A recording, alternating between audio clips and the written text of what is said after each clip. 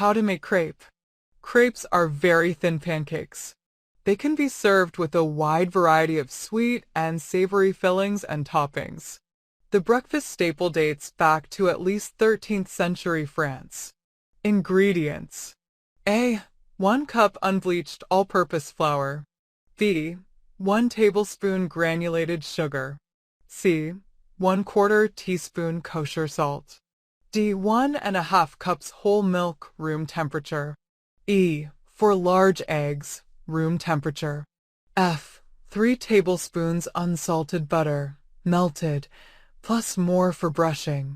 Directions: 1. In a blender, puree flour, sugar, salt, milk, eggs, and butter until smooth, about 30 seconds.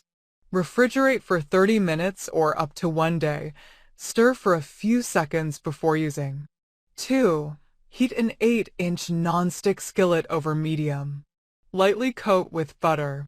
Quickly pour a 1/4 cup batter into center of skillet, tilting and swirling pan until batter evenly coats bottom.